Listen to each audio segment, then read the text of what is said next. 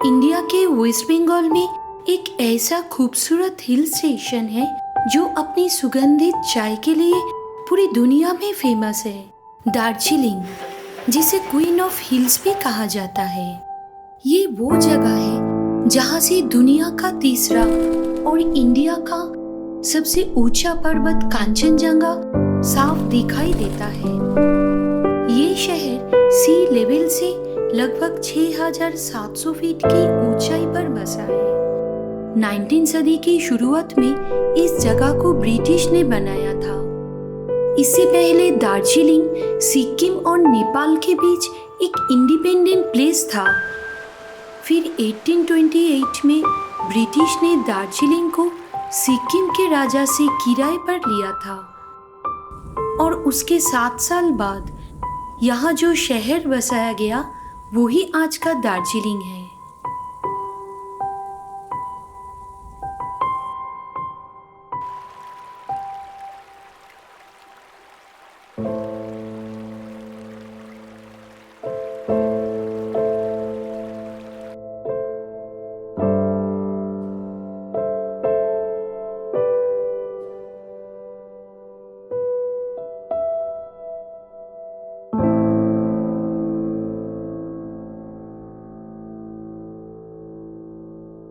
हावड़ा से सुबह 5:55 पर वंदे भारत एक्सप्रेस रवाना होती है, जो दोपहर लगभग 1:30 बजे के आसपास एनजेपी पहुंचती है।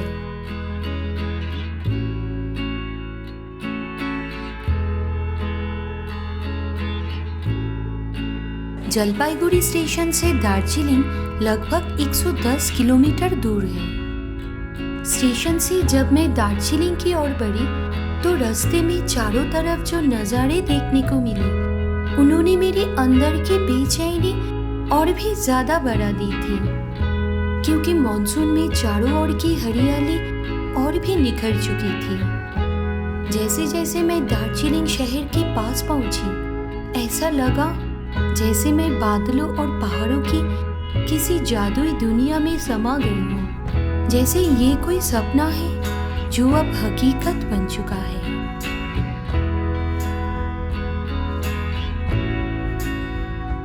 मैंने दार्जिलिंग को विंटर और समर दोनों रूपों में देखा था, इसलिए इस बार मैंने वहां मॉनसून में जाने का फैसला किया। मुझे पता था कि शायद इस मौसम में कांचनजंगा दिखाई ना दे, लेकिन मॉनसून में दार्जिलिंग कैसा होता है इसका भी अंदाजा नहीं था।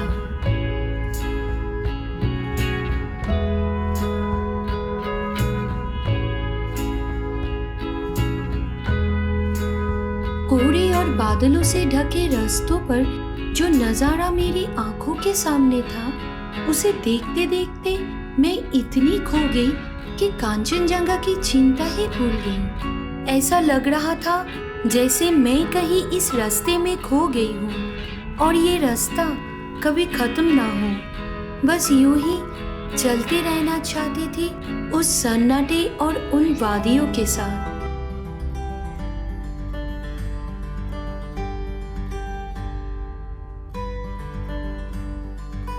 रात भर हुई बारिश के कारण अगली सुबह और भी घना कोहरा छा गया था। मैं जलपहाड़ रोड पर एक होमस्टे में रुकी थी, जो शहर से थोड़ा ऊपर था। होमस्टे की छत से सुबह जो नज़ारा देखने को मिला, उसने मेरी खुशी को और बढ़ा दिया था और उस पल को और खास बना रही थी दार्जिलिंग की वो गर्म चाय।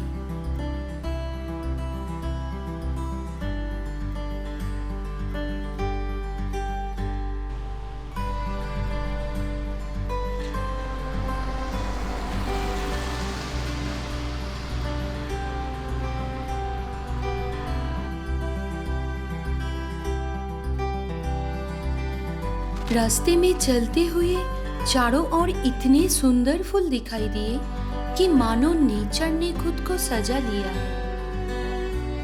मॉनसून के आने के साथ ही पहाड़ों की हरियाली और भी निखर जाती है और जगह जगह कलरफुल फूल मुस्कुराने लगते हैं। इन्हीं सुंदर नज़ारों को देखते हुए मैं पहुंच चुकी थी डाली मॉनेस्ट्री, जिसका फॉर्मल नाम है द्रुक थुप्तिन संगक छोलिंग मॉनेस्ट्री। ये मॉनेस्ट्री दार्जिलिंग शहर से लगभग 5 किलोमीटर दूर है। डाली मॉनेस्ट्री तिब्बतियन स्टाइल में बना है, जिसमें बेहद वाइब्रेंट कलर यूज किया गया है। 1971 में ग्याब्चे तुगसे रिम्पोचे ने इसको बनाया था, जो उस समय के एक फेमस बौद्धिस्ट मॉन्क थे।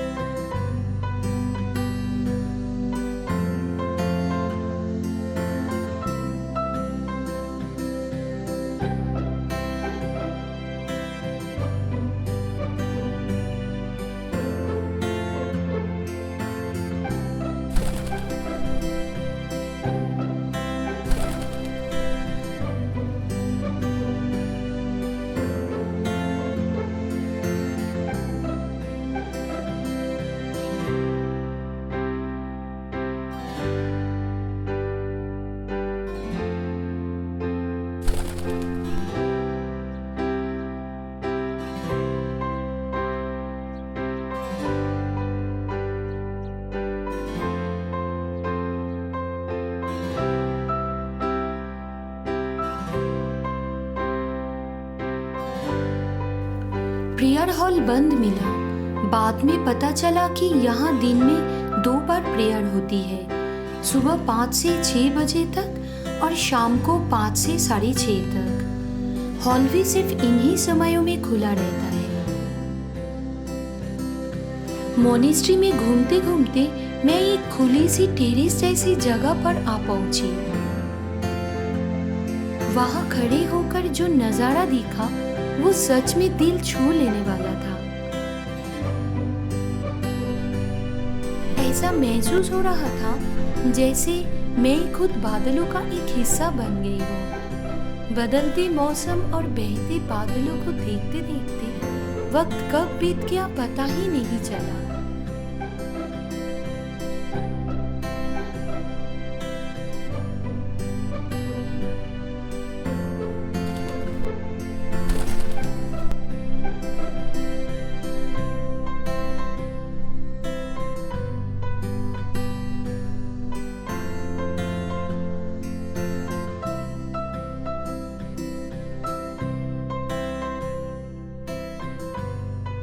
डाली मॉनेस्ट्री के कॉम्पाउंड में एक कैफे भी है। उस पल वहां की कैपुचिनो का स्वाद 1000 गुण बेहतर लग रहा था। शायद इसलिए क्योंकि बाहर का मौसम कुछ खास था। ठंडी फिजाएं, बहते बादल और शांति से भरी हुई वो जगह।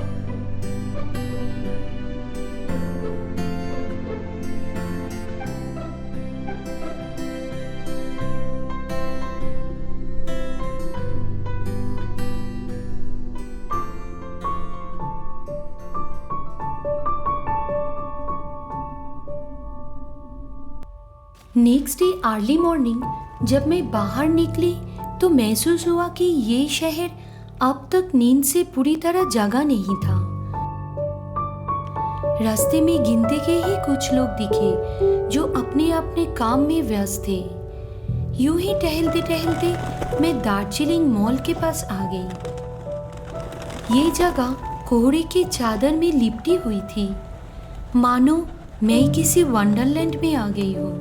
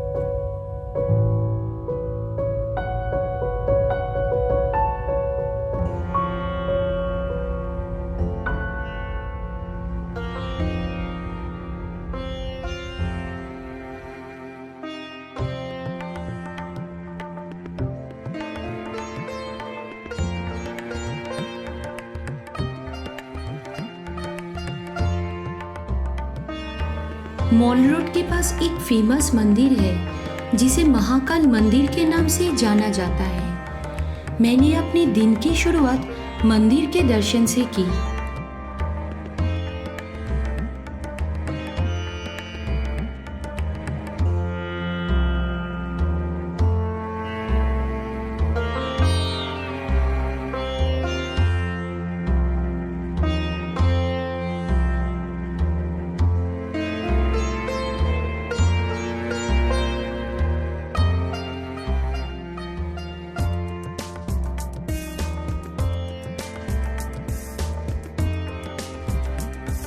इस मंदिर के चारों तरफ प्रेयर फ्लैग्स लगे हुए हैं जो इस जगह को शांत और सुकून भरा एक एहसास देते हैं।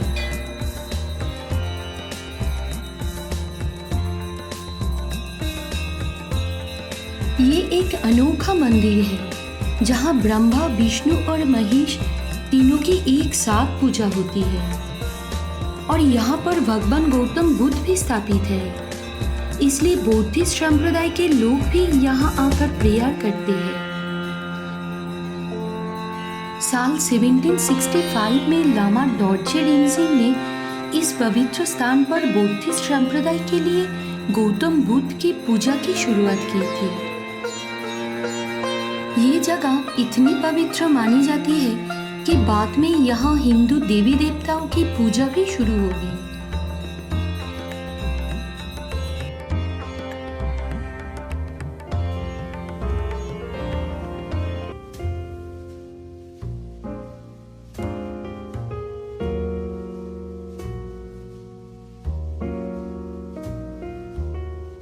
दार्जिलिंग में मॉल रोड पर एक रेस्टोरेंट है जो 100 साल से भी ज़्यादा पुराना है।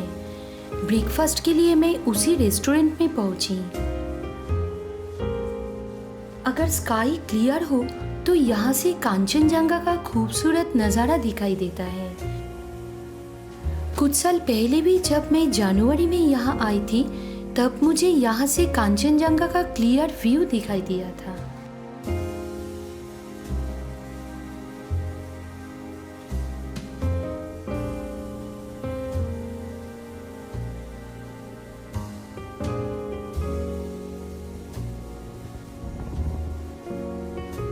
दार्जिलिंग न केवल अपनी सुगंधित चाय के लिए मशहूर है बल्कि एक और ख़ास बात इसे दुनिया से अलग बनाती है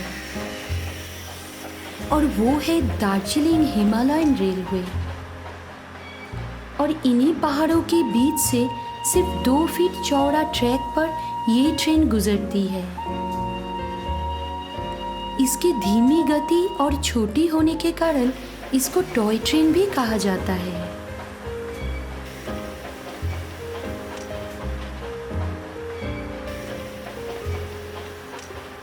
फ्रैंकलिन प्रेस्टिज एक ब्रिटिश इंजीनियर थे जिन्होंने टॉय ट्रेन का डिज़ाइन बनाया था।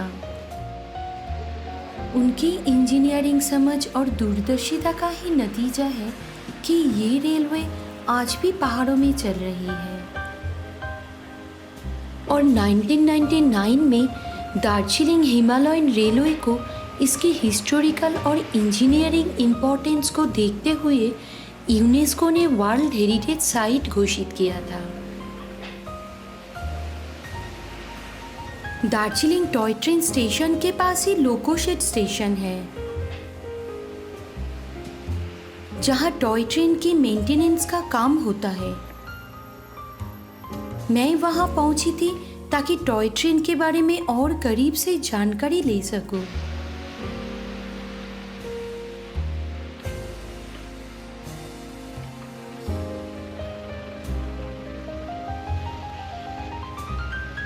है ना, 3 दरिया में इसका मोटा मोटी काम होता है पूरा बॉयलर का। हम लोग तो टेक्नीशियन है, संजीव पाजी है मेरा नाम, सीनियर टेक्नीशियन है। हम लोग यहाँ पर काम करते हैं स्टील का। और तो जो मेन रोड पे जो जाने वाला गाड़ी है ना, गाड़ी का हम लोग पूरा रिपेयर करके अभी फ्री में बैठे। हमारा गाड़ी करसंग में, करसंग से हम डेली अप डाउन करते हैं दार्जिलिंग में। डेली सुबह आता है हम लोग तो यहाँ पर काम करके शाम को जाता है। ये इंजन का जो नंबर जो ना 805 जो लिखा है, ये सब इंजन में ऐसा नहीं लिखा है। अब 782 है, 786, 14 इंजन है, टोटल 14 इंजन है। ये इंजन का नंबर है। यस। ओके। टोटल है आपको स्टीम इंजन अब यहाँ पर 7 टो है, यहाँ पर 7 टो है, 7 इंजन है अभी, 7 इंजन है और सिलगुड़ी में 4 है। इधर ये वर्कशॉप में ऑटो रहेगा, दो इंजन रहेगा, दो मतलब उसका रिपेयरिंग चला है तिंदरिया में। हाँ 792 है और 791 और 805 भी है वहाँ पर, ना 802 उसका रिपेयरिंग चला है तो वो तिंदरिया वर्कशॉप में। ये है उसके बाद 805 जी 805 ये तो रनिंग इंजन है, हाँ हाँ। ये तो मतलब रनिंग में है ये 806 यहाँ भी अच्छा ये हाँ 806 भी है। ओके।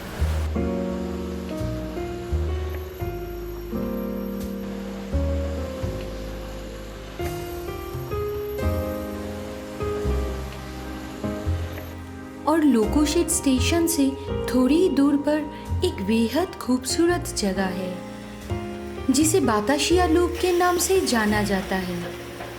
बाताशिया शब्द का अर्थ है हवा वाली जगह।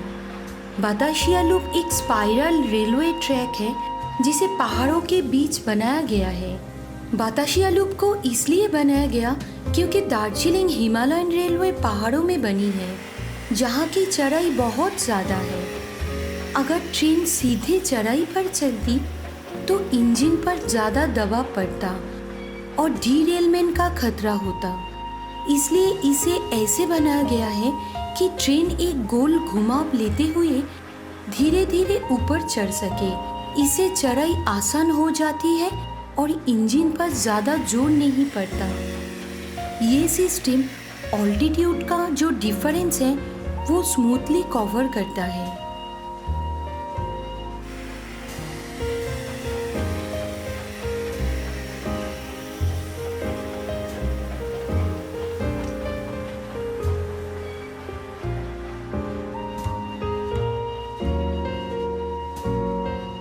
और दार्जिलिंग शहर से कुछ आगे है घूम स्टेशन जो दार्जिलिंग शहर से भी ऊंचाई पर बसा है।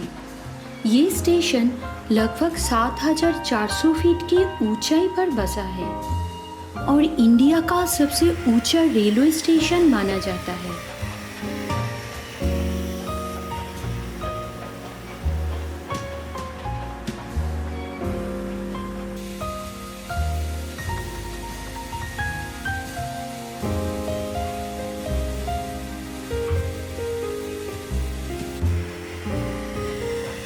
घूम स्टेशन पर एक म्यूजियम है जो दार्जिलिंग हिमालयन रेलवे से जुड़ी इंफॉर्मेशन देता है।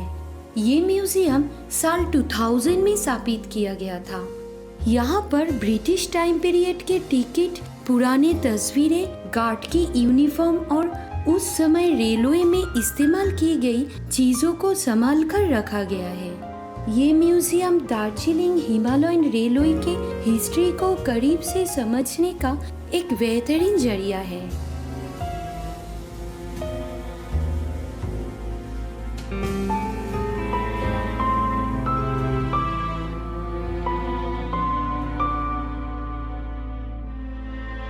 और इन्हीं शहरों से थोड़ी दूर बसा है एक प्यारा सा गांव जो दार्जिलिंग शहर से लगभग 33 किलोमीटर और घूम स्टेशन से करीब 26 किलोमीटर दूर है।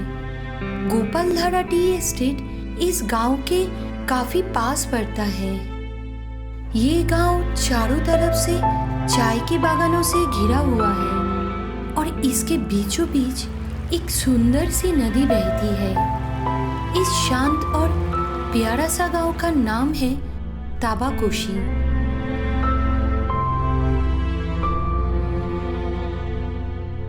जहां दार्जिलिंग सी लेवल से लगभग 6,700 फीट की हाइट पर बसा है, वही ताबाकोशी की हाइट उससे काफी कम, सिर्फ 3,800 फीट की है।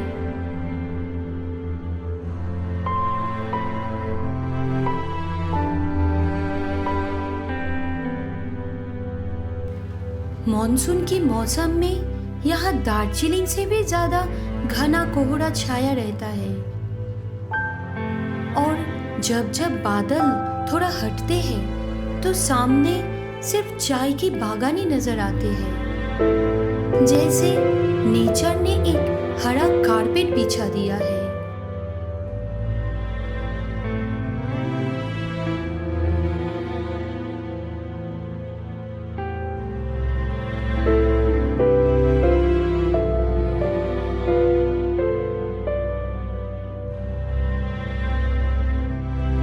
हम शहरों में रहने वाले लोगों की आंखें थोड़ी सी हरियाली के लिए तरस जाती है, लेकिन यहाँ चारों ओर इतनी हरियाली है कि मन करता है बस यूं ही रुक जाऊं और कुछ दिन नेचर की गोद में सुकून से बिता दे।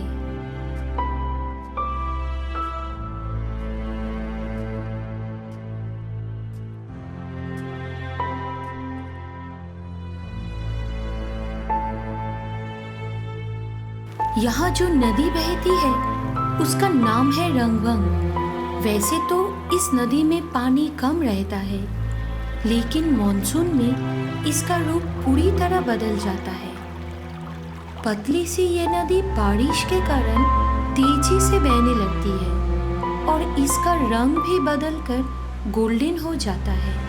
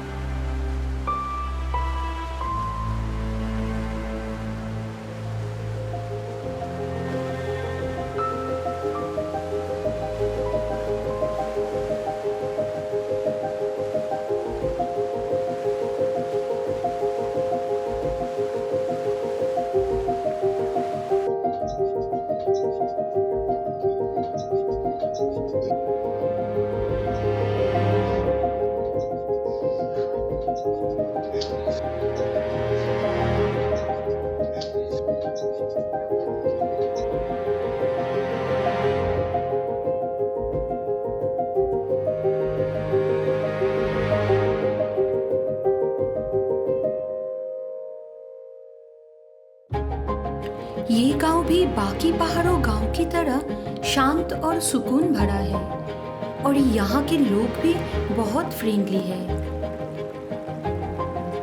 मेरी वहाँ कुछ लोगों से अच्छी दोस्ती भी हो गई थी।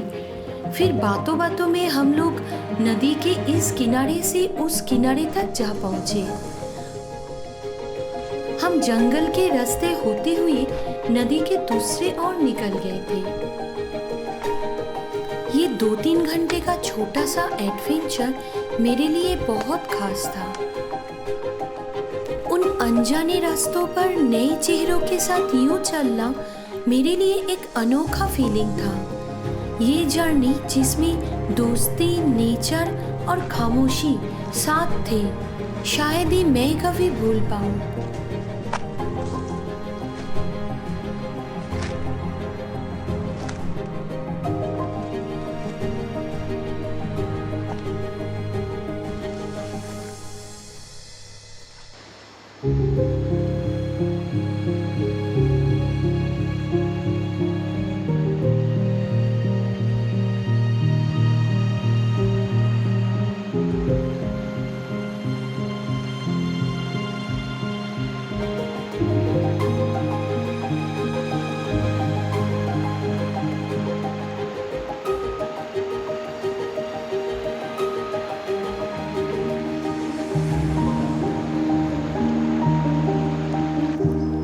सफर तो खत्म हो गया है, लेकिन पहाड़ों की वो खामोशी अब भी कहीं मेरे अंदर गूंजती रहती है। मैं वापस आ गई हूँ, लेकिन मेरा एक हिस्सा वही उन पहाड़ों की ऊंचाइयों में ही रह गया है। कभी कभी मन करता है कि काश मैं वही पहाड़ों में रह जाता, जहाँ हर रोज खुद से मुलाकात होती थी।